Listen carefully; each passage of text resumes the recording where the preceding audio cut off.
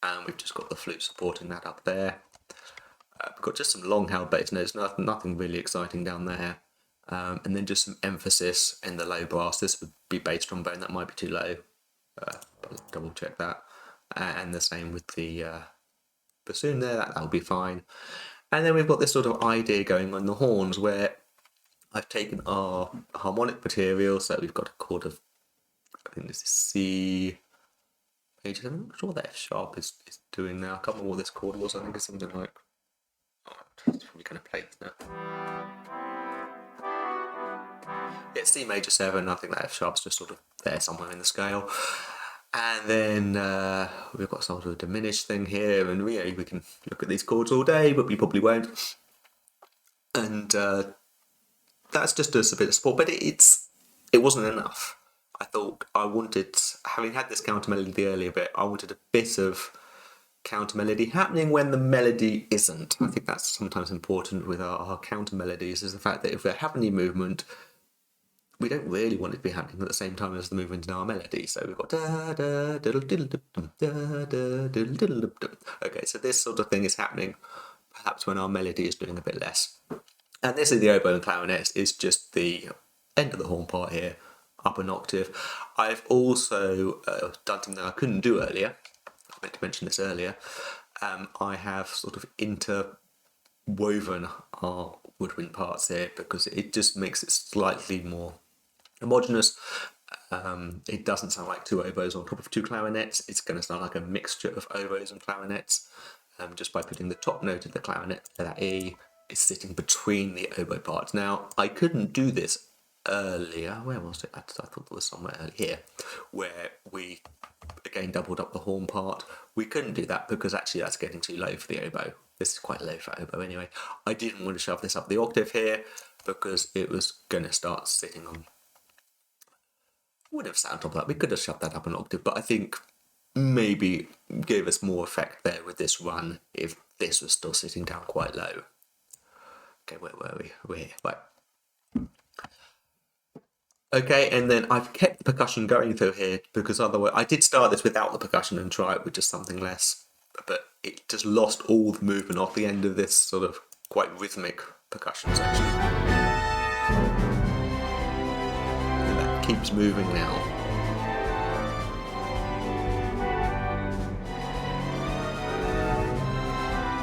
Okay, and then just very simply for this bit, I just put the tune up in thirds. It doesn't harmonically work somehow here. I need to have a good look at bar 50, I think it's 57, just does not sound nice. And I'm not sure which note it is that's making it sound bad.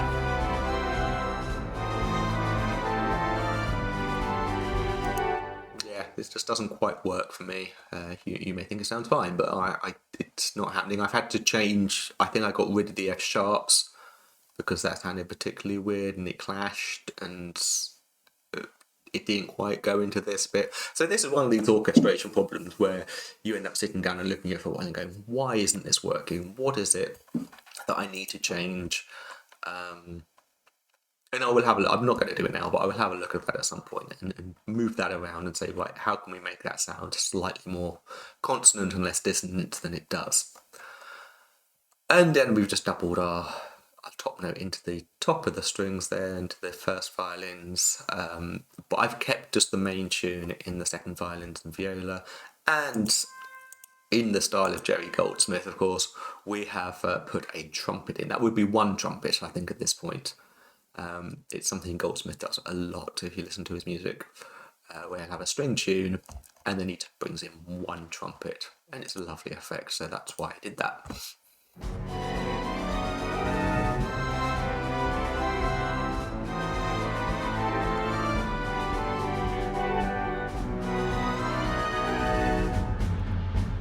Okay, now again, at this point, we could have just gone, we're on B7, we could just go back to our original material.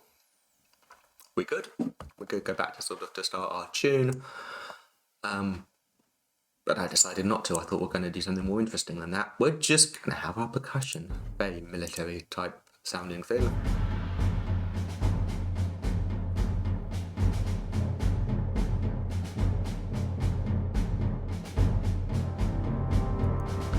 Now, this is a point where I feel like there could be more, bar 64, there could be more happening.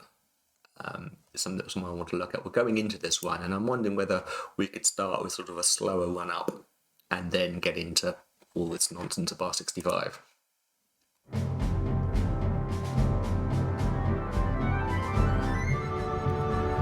it just sounds a bit empty, but we've had this sort of 4 bars of this percussion thing, the timbres have come in, we get this very low chord order with our open 5th again, and I just feel something more needs to be happening in bar 64, so I'm going to look at that at some point and put some more stuff in there.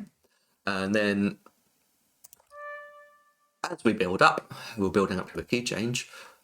I brought in this sort of very typical trumpet, what a fanfare is it, just this rhythmic idea in the trumpet. The woodwind are doing what woodwind do best, which is doing all these scaly runs. And then we've got all this little idea, it's a little high for the horn, but I'm sure they'll cope. This idea kind of started off just as a bit of support for the woodwind, because I thought, if I've got 2 of each here, this is fast, it's going to start sounding a little bit messy. This is probably fine because the one of them is going to be an octave above or below. I thought with our oboes and clarinets, let's just give support to the main notes there. And I thought, well, maybe that sort of leads down quite nicely into the rest of what's going on as well. I thought I did have the idea, I was looking at it the other day, I thought bring something in from the horn here just to lead into this a little bit more. I can't remember what I thought of. I should have written it down there and then, really.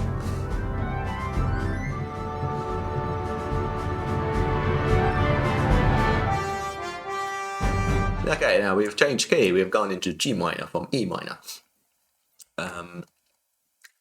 And again, I could have just done, right, we're going to go back, we're going to have this idea again, and we're going to do it exactly the same, but in G minor. But that wouldn't be so interesting, would it? So we looked at it a slightly different way. I've done the octaves in the horns this time because, yes, it's not massively high for trumpet. It is by the time it gets to here, if we go up the octave. So I thought we'll do the horns in octave as it is. And I wanted to gradually reintroduce the material that we had earlier, rather than doing a carbon copy of what we did before. To gradually reintroduce material. I love this idea of just having I hope my bass trombone can get down there. Love this idea of just sort of 3 octaves in the trombones there. It is just G, just to point out the fact that we have gone into a key of G.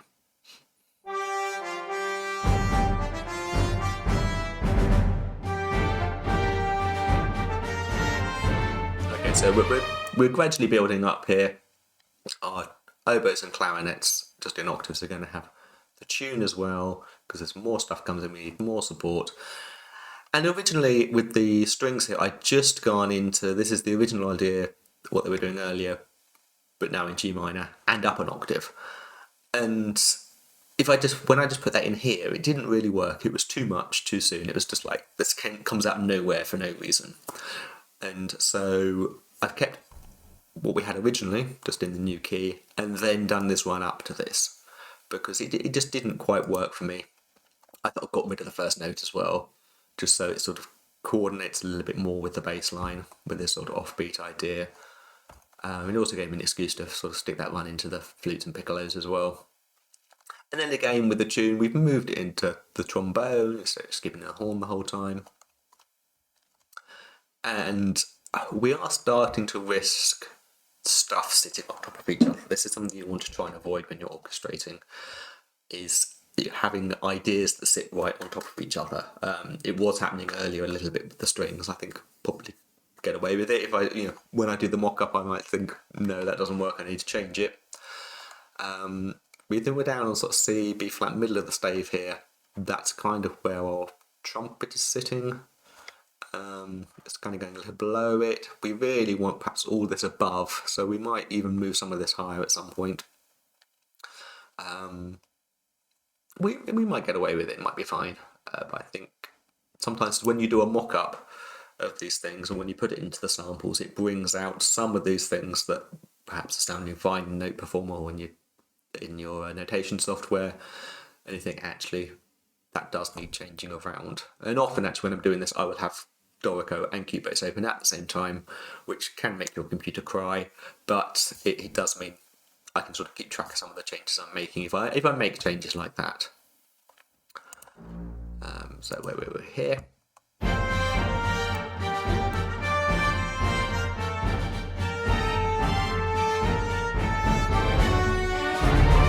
Okay, one thing I want to talk about here is why change key? Why not just come back in E minor? Well, there's all these things. It's keeping it interesting, it's keeping it fresh, it's keeping it new. And one of the things can be as well, when you change keys, you end up having to change the orchestration. It makes you change the orchestration because suddenly things that were in the sweet spot for an instrument or were in the correct range for an instrument suddenly perhaps aren't. And so it forces you to have a look at these ideas and think, right, how could I do this differently? How could I change this up? And so that's what we're trying to do here, is to just try and do things slightly differently every time we bring back our tune. Okay, and we are going to sort of get to our full ideas here.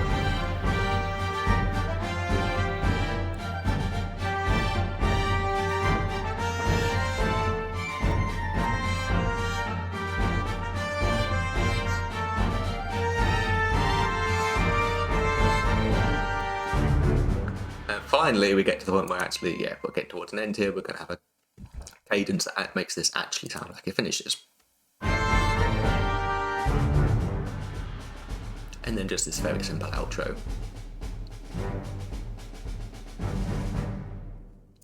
I was tempted to go longer with this piece. We could have gone into something more similar to our B section again and gone on further with that if we wanted to. But I was fairly happy with sort of where we are there. I think that's from a balance, from the point of view of like balance of the composition. I might want to do more with this original stuff, but for something I'm just doing for myself for fun, I sort of felt like I'd got quite a lot out of this piece by this point. So hopefully that's given you some idea of the thought processes that went through my mind and how we work these things out. And there's all these ideas we can go into so much more detail about and why we're doing these things. And I could probably do whole videos on some of these subjects. But I hope you found this useful. I hope you enjoyed it. If this is popular and people would like to see more of this sort of thing, I will perhaps show you the next stage of this, which is to take it into Cubase and do a mock-up. I am not... there are some absolutely fantastic mock-up artists out there on YouTube, so I wouldn't go into mega detail if on how I would do a mock-up. So I'd probably just sort of talk you through decisions and orchestration stuff that I've made there. And then sort of the next stage after this is I might imagine the fact that I did have an orchestra at my disposal and I could prepare the parts and the score for recording and show you how I would do that. Okay, so thank you very much for watching. Please do ask any questions that you might have in the comments. Please do like and subscribe, and I will see you next time.